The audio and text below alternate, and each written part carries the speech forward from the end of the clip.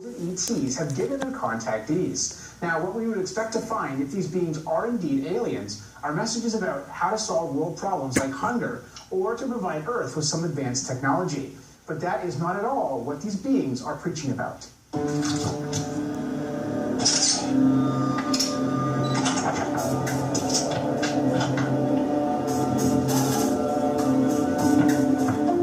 Who is ET?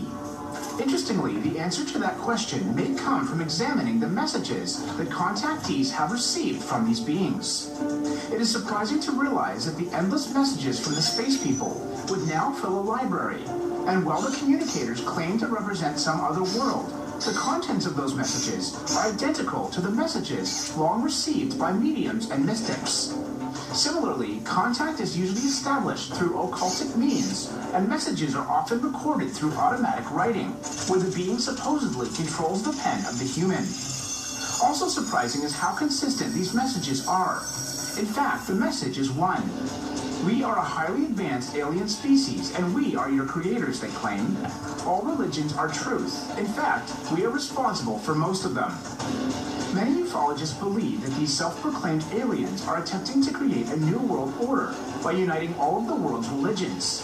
However, as ufologist Gary Bates points out, though this new religious order is supposed to embrace all faiths, it is noticeably intolerant of biblical Christianity. In fact, the messages of these beings are often aimed directly at discrediting the traditional view of Christ.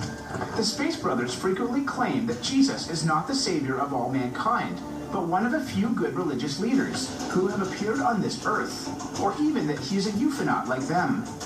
All their efforts seem focused on undermining the Bible and the Christian view that Jesus is the savior of mankind, and replacing it with the view that they are the saviors instead.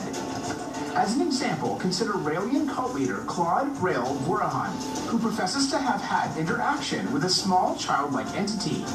Over a 6-day period, the being, who also claimed to be from another planet, gave extensive commentary which reinterpreted critical portions of the Bible, dealing specifically with the origin of mankind.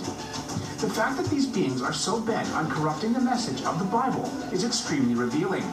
Instead of helping us to overcome global problems or providing advanced technology, as would be expected from evolved extraterrestrials who have traveled millions of miles, they give us religion.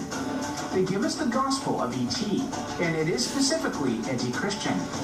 It is the sole attack on Christianity, paired with the fact that they are proven liars, which gives tremendous support to the idea that these beings are not advanced aliens, but rather are the deceiving angels and demons of the Bible.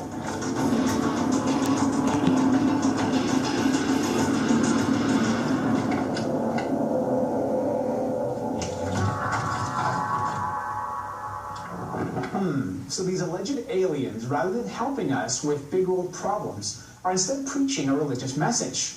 More interesting is the fact that the message is the utter rejection of traditional Christianity with a complete reinterpretation of the Bible. But the question we must ask is, why would advanced alien races come to Earth to preach against Jesus Christ and to reinterpret the Holy Scriptures? More on this next Tuesday. And that is an interesting question, and it really is a question for us to wrestle with, because there are many believers, and I was one back in the day. I was into this cult, and there came for me a point where God had to confront it and said, you know, you can't do this and also be a Christian. And some people will probably not like that I said that, but so be it. And as we look at that, we begin to understand that, wait a minute, what message in the spiritual realm is there against God? Well, if you're against God, then you're for Satan. And so that brings in a whole new meaning. And so that's how we develop. It's very interesting. Yeah, it really is. Good report. Thank you. Okay, I needed to